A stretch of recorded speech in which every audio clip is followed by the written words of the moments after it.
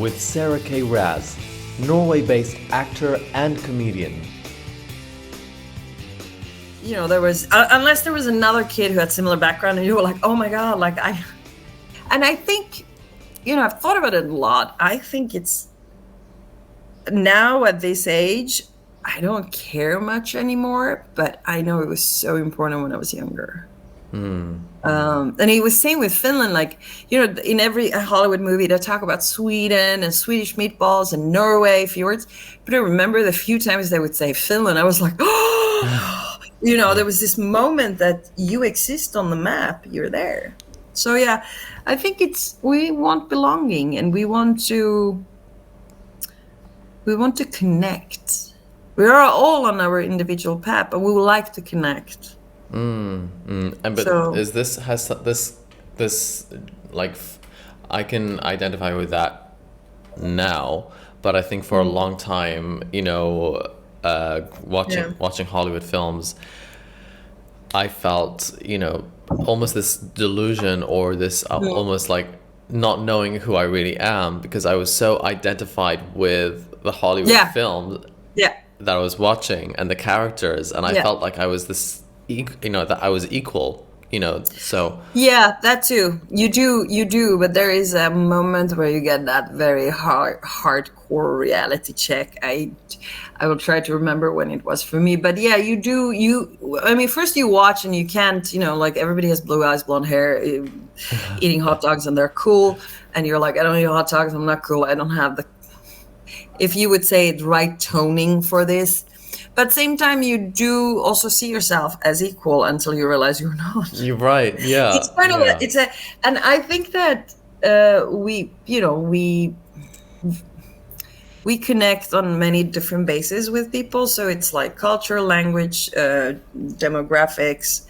But when you're seeing something on a screen or on stage, because you're not having that dialogue, and you don't know anything about them, the first thing that your eyes will look is the similarities that you can connect with this person.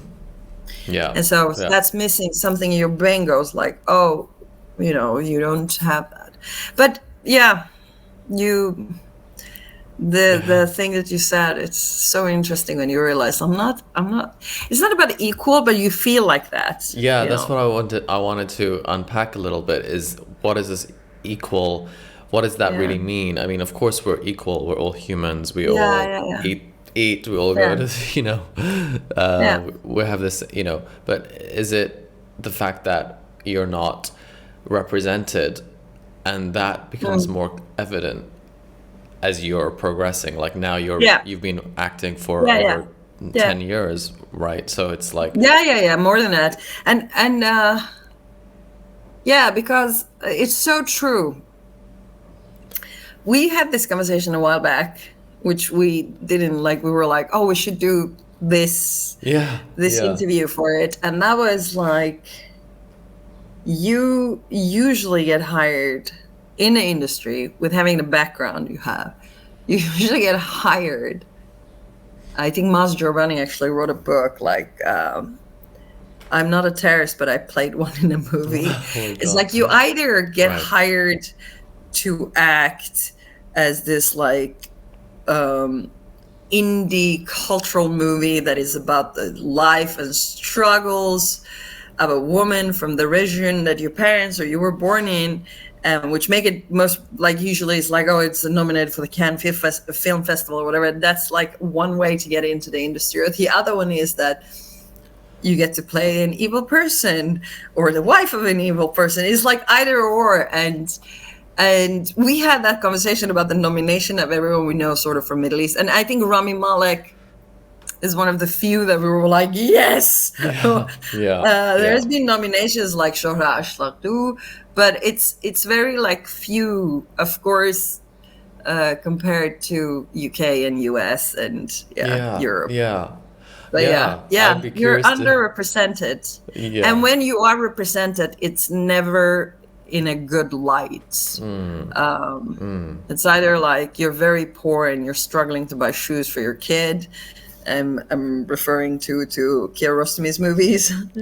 Yeah. Which it's Yeah. like I love him, director. I love his movies. What I mean is, it's like those movies make it to the West, and they're like, bravo, magnifico. Or then it's stories like Without My Daughter that I grew up with, or so it's yeah.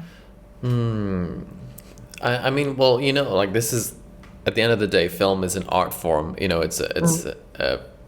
platform for anyone, whether they're interested in directing or acting or writing. It's an art form. So what I wonder, because I echo that for sure. I mean, I started out in acting, and I still love acting, but I am more interested in creating now, and the reason being is because I feel like there is a limited view. Like you said, there's the majority of examples that we have of people of our backgrounds, Yeah. specifically Middle Eastern, is the reflection of a very limited stereotypical view. It's Yeah, just sadly. Yeah. so when Yeah. there's more to us than that, I wonder, is it Yeah. because there's a lack of is it more the people behind these stories who are creating it, like, have a very specific view on. Could be. Yeah. I mean, here's um I think it's such a complex question, but it could be because I remember this when Games of Thrones came out, and everybody was like, "Whoa!" And then that's, I think, when the world they watch Hawaii, but for the rest of us in Europe and rest of the world, like, I think that was our first introduction to Jason Momoa. And I remember that he said in an interview, I believe, that after Games of Thrones, which took his career up, was that he wasn't getting a lot of gigs because they thought he doesn't speak English, because he I don't remember the language they spoke, but he spoke Drogo. His name was Kyle Drogo. Yeah, he spoke this language in the TV series, so he never used much English, and so they were unsure about his English skills. And the guy is born and raised in U.S. Well, I mean, he's born in Hawaii but raised mainland U.S. And then I'm like, it's very much shows the limitation of people who are working, and I think they're under the pressure to get a talent that they know is going to execute the roles. So then somebody goes oh, this guy, they're like, but he doesn't speak English, and they don't have time to do research or call the agent and be like, hey, can we have a dialogue with your client to see if they can speak English?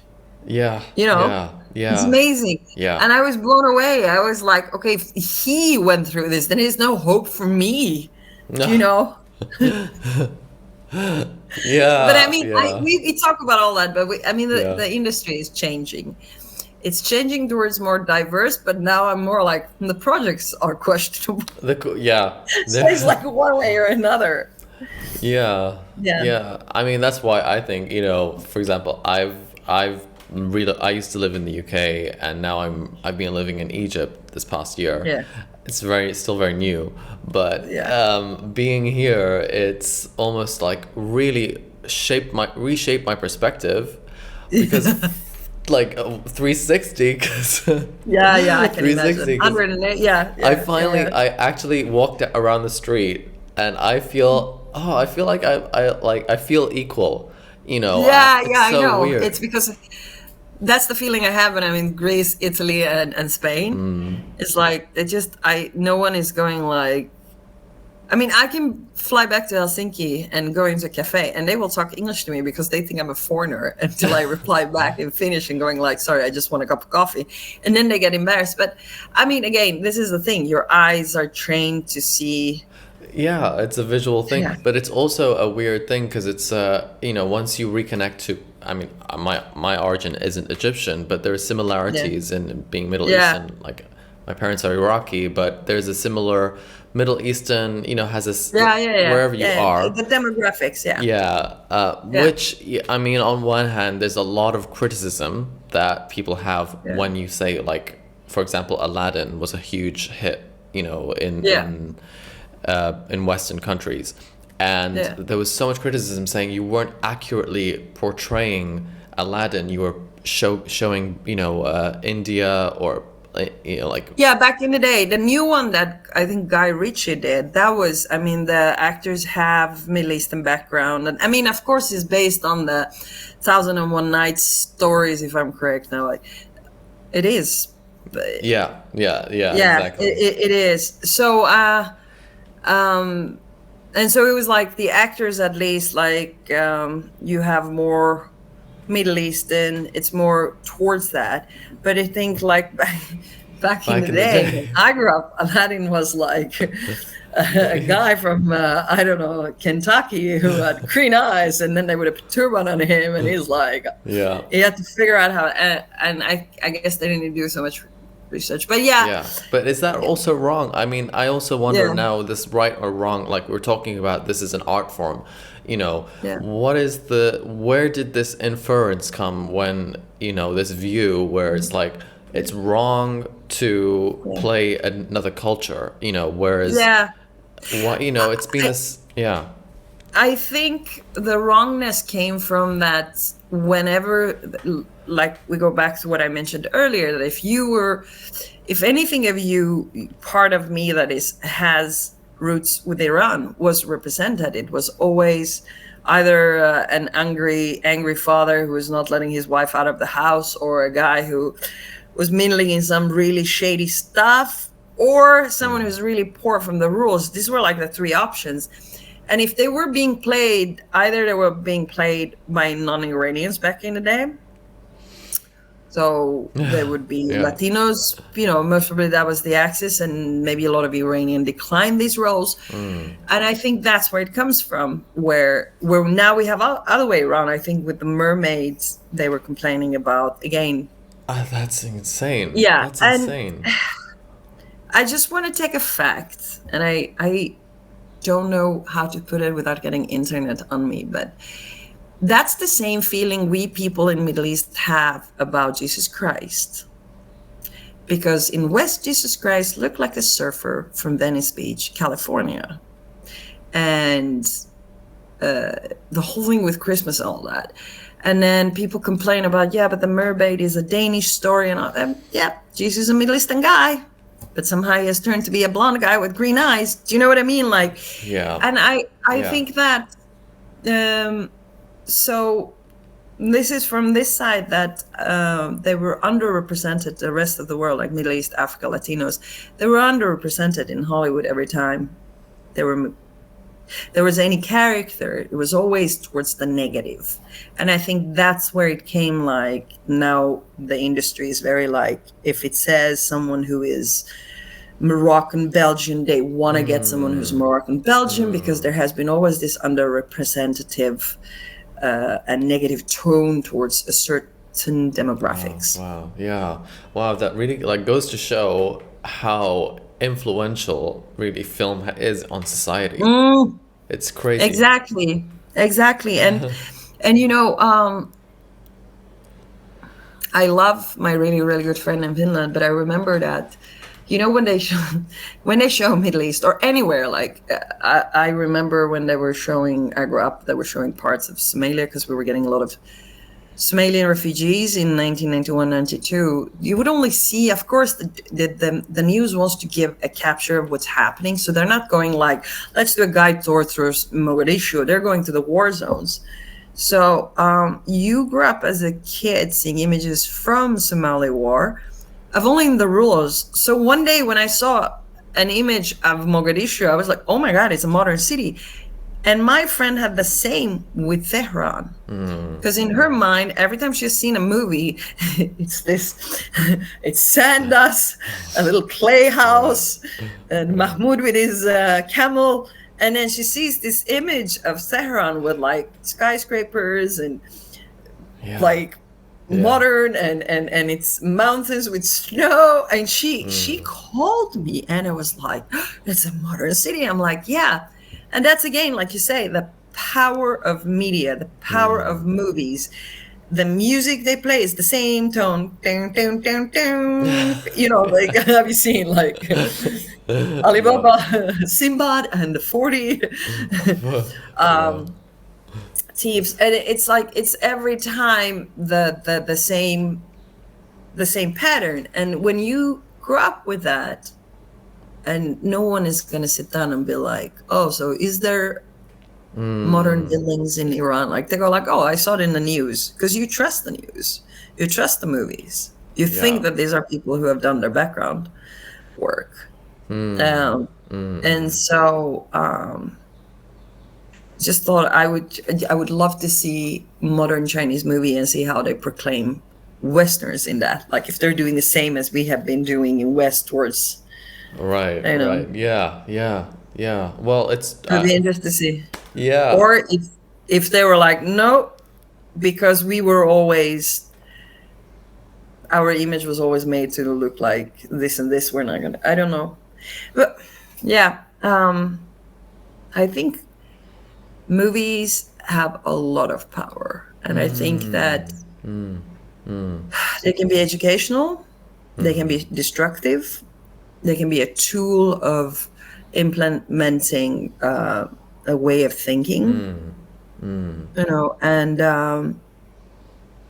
you can see in old movies where if there was any kind of interaction between man and man, or man and woman, or woman and woman, it was like created with like, I don't know, the flower was blossoming or the bee was flying, like they couldn't put it. And over time they started developing that they, you know, they could touch each other's hand, kiss further, and made it into what we have today, where we can, you know, see a couple have a very intimate moment on screen.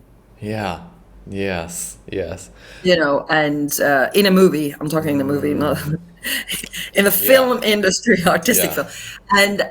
And I remember when Brokeback Mountain premiered, it was a huge thing, you know, because until then it was, I mean, a movie that won an Oscar. It was huge. You know, people started, there was of course protests and all that, but people started accepting like, hey, there's all these nuances in our society. There's all these people who are being underrepresented. They need like, Well, exactly. I mean, now we're when it comes to representing, for example, you and I, we're both born and raised in the West, and we have a Western experience predominantly in yeah, our life, but we also yeah, have another part of ourselves. And yeah, this kind of like conundrum of having two is being like, you question how much is that really acknowledged, because you like, at least, you know, when I'm, like I was sharing, when I'm walking around here, I've been living in Egypt, you know, walking around, and I feel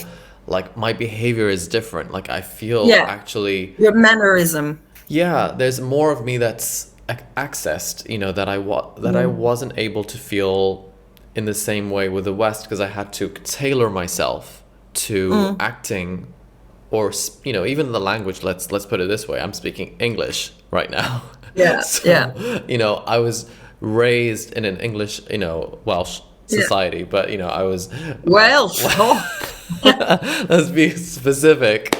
Well, I love it. Wales, Helsinki. Now I'm based in Oslo. You're in Cairo. I love it. But you know what I mean? So yeah, it's that when you're shaped in very different behavior and value system, you know, both opposite value systems, even, you know, they yeah, have very opposing, I wouldn't say opposing, but they're just different. They're very different, yeah. like, you know, I can Persian. say it for you. Go on. Being raised in the Nordics and having one parent from Middle East and growing up with that, it's like, it's a very hard contrast. And I think like British have the same, where you like keep your emotions inside and you try to be very reasonable and like very like, oh dear, very interesting, let's talk about Yeah, it. And yeah, but then your Middle Eastern side is not like in a bad way, but emotions are shown. And I had this conversation with my Italian friend where you can quicker get angry, but you can also quicker get calm. Well, right. But do you we're think that's restrained, also, restrained. yeah, Yeah, like when it comes to roles and, you know, let's say, being represented, is it is it probably the case that you're not always represented in the context of a white country, like like the Yeah. UK or US, where you're not, and unless you're really behaving exactly like the majority. That's Yeah. the one. Yeah. Quite, I don't know. Yeah. So I mean, what do you Yeah. think? Do you think it's? Well, with regards of UK and Central Europe, it's slightly different because due to the fact of history, they have had more traffic, you would call it, with having more immigrants and foreigners because of colonialism and all that. But with Scandinavia, we are fairly young countries, not in history-wise, but we are young regarding getting immigration and being exposed to people who don't look like us or don't sound like us or eat foods that are different than us. And so Scandinavia, like Scandis had and Nordics, because Finland is part of Nordics, I think it was like a very very hard hits when immigration started to grow. Now when I visit when I go from Oslo to Helsinki, it's become very multicultural. I remember in the 80s when I went to school, it was like you have the class photo and then the only one looking like me was me in the class, and you could always find me. Well, I if you think about it, like now if I take a picture with you in Cairo, like it's harder to find you because you blend in. I think that it's a question about the playwrights, people writing those. It's not that they didn't take anyone into consideration, but you know how it is when you write, you have your own little world. And so that's one. Second is the production and the casting. What were they thinking? And I know that I don't know which year it was, but for the BAFTA, Prince William, Princess Catherine actually were invited, and they were always invited, but they were up there talking about how for the BAFTAs, they were BAFTAs, about. Sorry if I'm pronouncing. I am not a native English speaker, so if I pronounce things wrong, I'm sorry. But British Academy about of Film and Television Awards, just so people know. About diversity in the British TV and film. And so they really raised this up, and you actually see that now in UK, and that's why I'm saying like it's starting to change. You're starting to see more diversity, especially in British TV, and you have all these stories like Omid Jalili. Like I think he was the first. He's born and raised in the UK, but he has immigrant parents from Iran. And he was like one of the first, I think. Now I'm not, if anyone knows this, corrected. I think he was one of the foreigners who got a spot on the Apollo stage to do stand-up. Wow. And that's, what, 25 years ago? So, but now you see a whole, like, it went from that. So it is changing, and I think it helps when people like us get more involved and say, hey, look, we need more diversity. Yeah. I mean, I sometimes think, am I being really greedy? Because am I really greedy because, I want to play just a fun role. Yeah. You know what I mean? I want to play, I'm sure there are roles like what films or roles would you say you could play? And comedy. I could do comedy. I could be in the Norwegian TV because I have a very thick Finnish Swedish accent when I talk, and I can't get rid of it. I would love to get a coach to get the Norwegian dialect in, but I mean, I'm still hoping that a Norwegian director discovers me and is like, hey, this accent I wanted in one of my TV shows.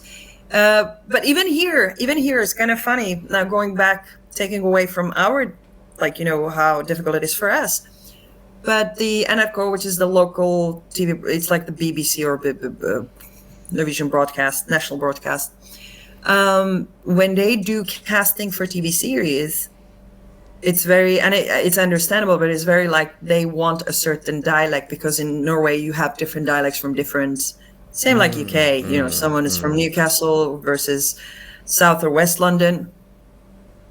And so a lot of times people who have a certain dialects they know already that they are in the bottom. Right. So I was like, if you're there, then imagine about me with and I think it's yeah, I think like if we would dig deeper, we realize that this is not only about, for example, in our case, that we are having Middle Eastern blood, but then we're raised in a place where we don't represent the shades that they want. Yeah, if I put it but it doesn't. correct. Well, yeah, being politically correct is the point. Is it that you really don't need to be part of any political statement? Essentially, you want to just express your art in the genre that you enjoy. Yeah, you know, you don't have to talk about your heritage. No, and I see now more and more in Norwegian TV and theater. It's becoming more and more. So kudos Norway. They're getting more and more, because there is a lot of immigration that happens. So first generation, but usually second or third generation kids are, because they're born and raised here. So their mannerism is very local, but yet color-wise they are not. But then that, you know, they have come past that. They're like, I don't care, you sound like a person from Oslo or Bergen, we want to hire you if you have the skills. That's another thing, right? Is that so you have all these layers, but then it's also about the skills. Like, can you perform this? Do we hire someone just for the sake of hiring someone because we want to be politically correct? Can this person? So it is moving, you know, but it has been like a very slow movement. But I feel now it's a bit taking off, not on the top, because you see still see that on the top is a certain elitism. But it also comes with skill, because I think, I'll use an example. They know that Tom Hardy will sell. He's a British actor. He's extremely talented. Cillian Murphy. They know it will sell. While versus someone who's semi-known with a diverse background. But now I see a lot like where they put someone who sells with someone who is talented but not so known with a diverse background. So it's starting to. I guess it's like I mean, for example, I would have loved to have heard this, you know, like I would have loved to have watched someone like you know, share this perspective when I was 10, you know. When I was like this excited, you know, naive, you know, young child who wanted to act and felt like you could do anything, but actually you realize that's not the case. The reality is you just can't do everything in life, you know, you can't get everything you want necessarily, but when I grew up, I was a teen in beginning of mid-90s, and the only way for me to act was either locally, and if I wanted to hit the international market, I had to go through Hollywood. You know, that was it, like all the way across. And I was like, I don't want to leave. I mean, I want to leave, but I don't want to leave. I don't want to move to the other side of the world to give it a try. I'm not even sure that I'm going to be casted. I'm not even sure. First, like, you know, it's the training, the skills, but then comes all this, like, do you have the right background? And it just seems most important. It seems like the most important thing that which is why we're talking about it. You know, it seems like one of the key things, but how is that like, you know, in Hollywood you were living? I mean, you know, look, it's now changing. I mean, you see Shohreh Ashtaklu that was doing movies in Iran pre-revolution, and then she left, went to US, started working there. But I mean, what put her, at least from my memory, what put her on the map was the House of Saddam, and then the House of Fog and Sand. These were the two that I remember, like, you know, but again, she's going back and playing her roots. Even if she has an accent, thick accent that is not American, is that they're again casting her for things that is related to that, to where she comes from. And but then again, you have someone like Nazanin Boniadi, who was, I think, born and raised, or raised at least in the UK. She had a different path, but I'm sure that if you would talk to her, she also says in the beginning she was getting all these roles, most probably that was connected to her heritage. But not everyone necessarily wants that or has that, because... No. I mean, I was like, you remember we talked, you were like, I'm done. Like I did Baghdad in My Shadow. But I was very like, because I love working with indie movies. But at the same time, there was a few times I was asked to do an audition in Norway for some project. And it was same, like they needed someone from Middle East. And I said, look, I understand it that you want an authentic person, but first of all, I was raised in Finland. Now I've lived almost 18 years in Norway. So either like, if you want to get this correct, go after someone who has, not that I say I don't know the culture, but like, go after someone. If you want it really authentic, then you really have to go after the authentic. Like, look at the person, like, okay, I grew up in Finland, went to Swedish school, and I live in Norway. So it was in the beginning, and I remember that I would every time look at the name of the character, I would be like, and it's kind of horrible because it makes you feel bad that you somehow resent your background. Yes. Yeah. You know what I mean? It's horrible. Yeah, because at the same time that you're like, I don't resent it, but I don't want to get all the time like this, like, can you play Fatima or Zainab, or like, I'm sorry, like, because you're not my part name of that is Sarah, society. which is a very you're living in a Western. Is that the reason? Would you say that's the reason? Because you're kind of you don't, if you were living like now, I'm living in Egypt, for example. I took an acting workshop where we get scripts with Arabic names, and that felt Imagine if you got it and then when it came to you, you were suddenly George. Like, well, you're English actually. But the weird thing is, I would actually feel that. I would be like, yeah, I am George. But here, I would feel. That's the thing. I think it's so. But I wouldn't feel that in England. I would be like, oh my God, what? You really think I'm George? What? Yeah. That's crazy. Yeah. That's amazing that you think I'm George. Exactly. You would be like, wow, I'm for example, just I'm Johanna, or I'm Helene, or I'm, Sigrid. Like, you get this, but I have hope. I mean, I see it, and I know that a couple of years ago, was it like right after COVID, there was this article about that Netflix is investing a lot of money on this because they've realized that, people love watching movies from other side of the world. So they were like, we're actually investing on more diversity. And you see it with, I'm not sure if I pronounced this right, but Bridgerton TV series. That's a great example where they brought the diversity in.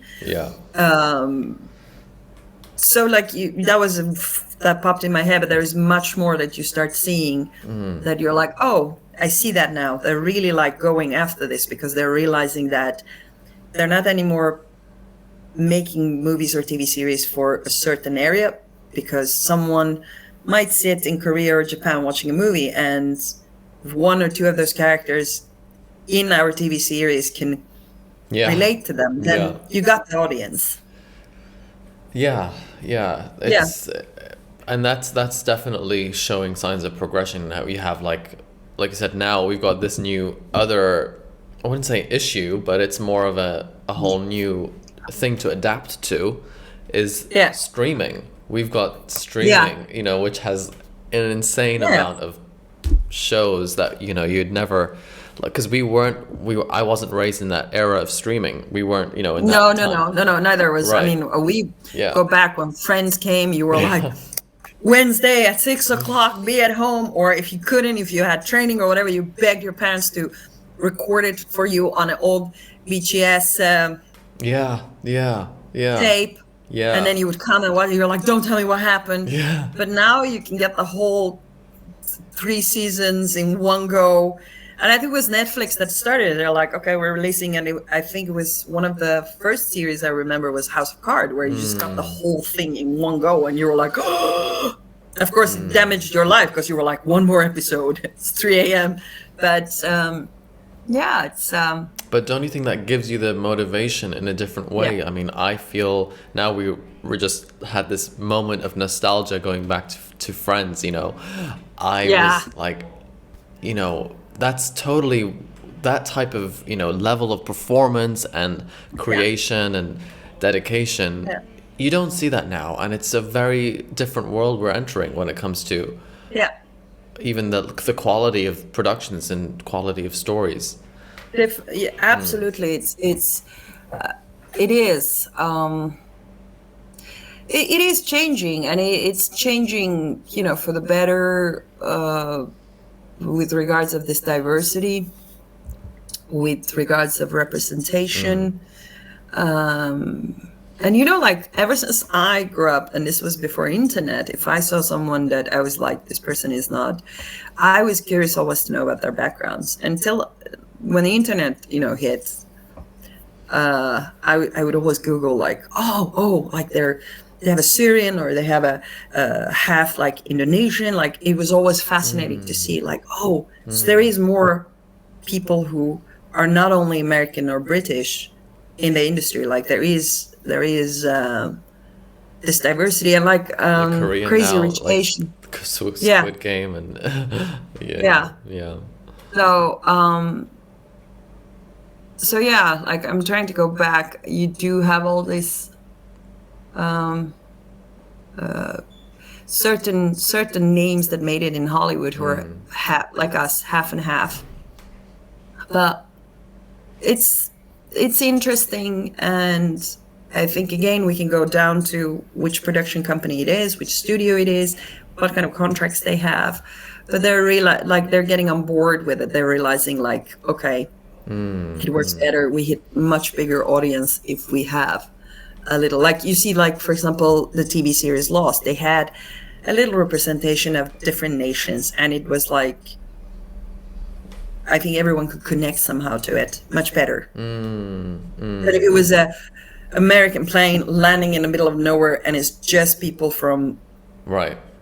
Milwaukee and Chicago, or that's Yeah, I would love that.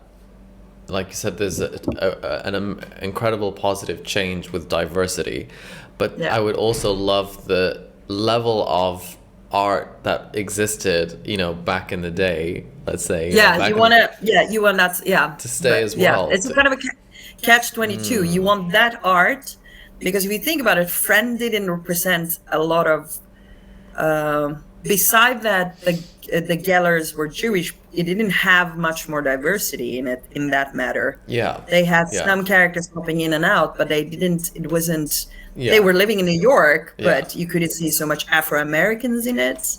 Right. If you think about it, maybe Right. there was one or two popping up here and there, but never like a main character. And so, yeah, you want that quality, but with the diversity. I get it. Yeah, I think it doesn't have to be like, I think that's where I'm noticing this shift of things being more political, and we're losing the art. You know, we're losing the real essence of it. And, you know, I wonder if now you're speaking to what you want to play, like what you would love is, you know, comedy, but do you think that has an impact in changing perception as well as films and, you know, stories that have a political message? You know, do you think? For sure. I think that if you want to do something that has a political message and be politically correct, I think that you do need to have that diversity within it. You can't go like, we want to be politically correct, and then you cut out the diversity part. Especially if you think about movies from UK and US, because you do have the diversity there. Yeah. US is built by immigrants. UK has a lot of immigrants coming in because of the whole 400 years of imperialists and Yeah. Yeah. colonies. So that, you know, like if they do a Finnish movie, I get it that they go like, well, in north of Finland, we have the Samis and we have the Finns. Some small ethnic Russians and Swedes and Norwegians, but it's like, Yeah. I get it that they go like, we're not going to make a movie about that. We're going to have it this way. I mean, the whole storyline, I get it. So you can't always have that in every movie they make about a story. But if it's mainstream, Yeah. then you need to like add it. And what I also love, I mean, we shared the same agent in UK, is that she loves to represent people like us who are this diverse, who have this different background, who have a harder time coming into the market.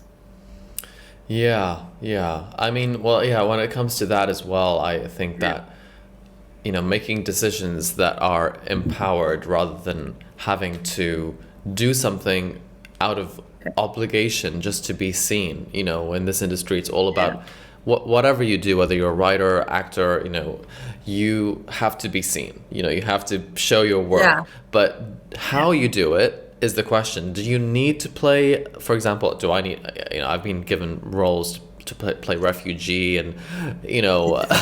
Yeah, and I love it because that's again, the thing is that they're giving to someone who was born and raised in Wales. you know, like, you never, maybe your parents went through it, but you know, like, you have no. I have no idea what that, you know. You're privileged. Yeah. It's same with me. I am privileged. So, I mean, of course, I will give it a try as an actress to connect to that and then do research. But at the same time, I'm like, it's a bit far. I can play someone with my background who has this diversity at home and identity crisis, and, you know, like giving example, watching the news when two countries you're from are in economical war or actual war, like, how does it feel from inside? You agree and disagree with both sides of yourself. Yeah. It's a bit far, but it's also a bit, you know, it's also something I don't want to represent. You know, I don't want to represent that. Because it's not in my, you know, interest to regurgitate stories that are really victimizing. You know, there are a lot of. Yeah, we have talked about this. Is like every time a movie from Middle East makes it to any kind of festival and wins a prize, it's pretty much a victimized movie. And it's fine, yeah, but at the same time, there is so many great stories. Like, it doesn't need to always be victimized. For example, the story of the only female in the world who won the mathematical prize. Now, let me Google her name because I am bad with names. Make a movie about her. Mariam Mirzakhani, Iranian mathematician and a professor. And I mean, sadly, we lost her to breast cancer, I think cancer. And that story would be great to show that despite that she grew up in a country where from the Western Hemisphere is heavily sanctioned, it's run by what do you call it when you're religious clerics, and despite that, like, show her journey. You know, of course she had to go through a lot of, but it's not so victimizing. Right. Great. Right. That's a great success story to give. Or skate parks of girls who are skating in Tehran or in Baghdad, where it's not victimizing so much. But I guess, like, for the Western in me is always like, oh, I want to see a movie of people surviving through the harshest time. How do they do it? But there is also a lot of other stories that I'm like, oh, I didn't know. Like, yeah, there's so many different worlds. Yeah. Period pieces or you know, fantasy. And again, going back to Asia, because it starts from West Asia all the way, it's like there's a lot of history there. Their history didn't start 45 years ago. It didn't start with the situation now. There is a lot of, history there in the end of the day. So, and maybe I understand that in the West, everything we do starts from the antique Greek. I get it. That's where we connect to our philosophy, our history. But I think Egypt is the only country where, like, historically, we have done a lot of movies about, like, Egyptians and the pharaohs. But other than that, right. yeah, if they have made it, I mean, there was, for example, movie 300, which is not historically accurate, but the representation of the time of the Persian Empire versus Spartans, there's so many historical, like, they made so many, like, this kind of huge errors because the errors were connected to current day Iran and not to the timing, which was totally a different world. And so I think they were shocked over the whole Iranian diaspora reacting like, what? You're making a movie about us from 2,500 years ago, but you're making it in the form of today. Again, that victimization, bringing those things up. Right. And so that also tells, because we start our history from there, now someone comes like, oh, I actually grew up in Oxford and studied. Yeah, whatever. But in general, like when I grew up in Finland, our history, we did have to learn about Ming and Ding dynasty, but there was always like antique Greek. That's where we turn to. That's where is the cradle of our civilization in the West. And so anything outside of that was barbaric. Yeah, that. Until you grew up and you go like, why is my father so much proud of being Iranian? And you start digging and you're like, oh. Yeah. Yes. Yeah. Same with Iraq, like Babylon. Yeah. It's a lot there. And so if they want to do movies, at least like get the history correct. Like don't make it from the prejudice mindset you have today over the current state. And I think Argo was one of the first sort of movies. I think I saw an interview with Ben Affleck where he said they got every Iranian they could get their hands on to sit down and to like tell them about Iran, like first, second generations living US and people who experienced this moment, who lived around during the hostage crisis. And I think that was fantastic because you're getting multiply different stories from people who were there, who weren't there, but they experienced it far, but also cultural wise, how they act. Because you're going to get it into your screen. Yes. And I was like, bravo, that's the way you should do it. Contact Department of History of Mesopotamia before you make a movie about it, so that you get those small. Yeah, because doesn't it regurgitate, like whatever we see on screen? It regurgitates the perception you have of yourself as well. But it's also, remember we said in the beginning how much power movie has on people. Right. So if you are making a movie of a civilization 2,500 years ago that had universities and hospitals, that comes as a shock to everyone, including myself when I started studying, is that you're making it again look like today. So again, your people are going like, oh, they've always been like this. That's why it's unrest in Middle East. No. Same with Africa. No. They are rich. Yeah. Not everybody is eating porridge from UN food, and so get it right, because you have a power, and with that power comes a responsibility. With that power also comes education. So if your means is to make them look bad, it will backfire. Well, it just seems like it is, Yeah.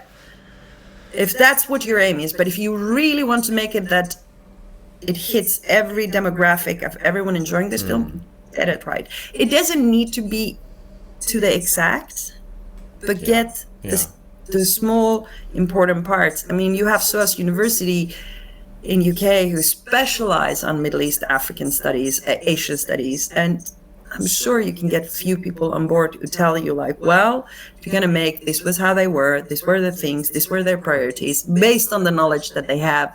These are people who are putting their life to do research on these areas. They're not doing this for, they just have genuine love for it. Yeah. Get them on board. But this hits a real core, thing, which I think would be great to leave as a final thought. But it's like really to do with no matter what profession. I mean, I've spoken. My cousin, she's a journalist, and she's had difficulties being able to really share her own honest opinions on things, in her work.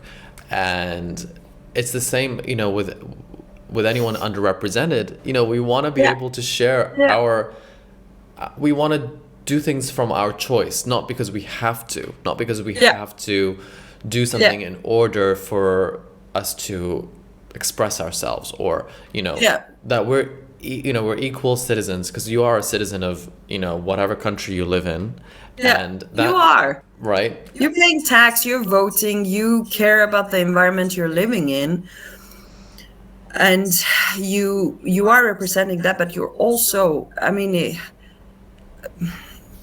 I didn't choose the life. Some people decided to have a baby, and then I was born on the wrong time in the wrong country, because I feel that every time I go to US, because I was born in Tehran and then I live in Finland. So again, not my choice. Moving to Norway was my choice because I was in my young adults, but none of them were. So I feel sometimes I'm being punished for that. Like every time I put the news and I see things, I go like, they're being punished for being born in the wrong country or in the wrong skin color. And that's like, as human beings and everything we preach shouldn't be like that. Yeah, we really shouldn't. No.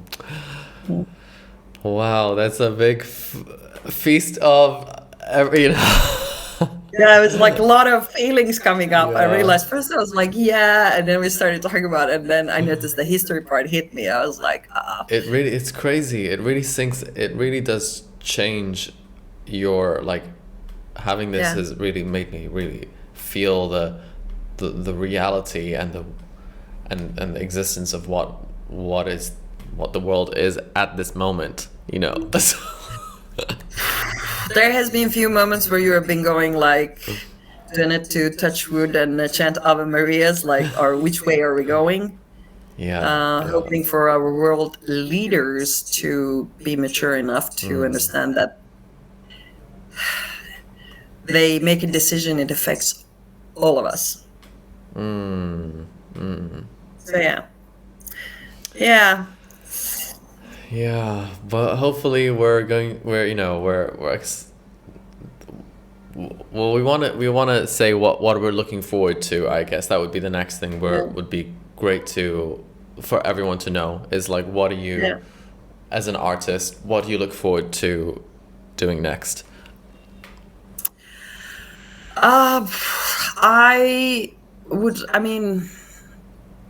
For me, I feel like I'm blessed because, I work a lot with theater and on stage here in Oslo. And with regards of my international work, it's, I would looking forward to be part of a project that I don't need to think about telling my agent, well, they have Middle East and maybe you could push me, like that. I don't need to. I'm selling me, not my background or I'm selling me, like the product I am, not based on like, well, they need an Iranian born or someone to play double agent for this country and that country who's from Middle East. I would like to get a project that would be fun and would bring out what we live for, human relationships, and not a political state where I have to go into a world where I'm like, okay, I'm representing a flag. It's more of representing humanity. This is how,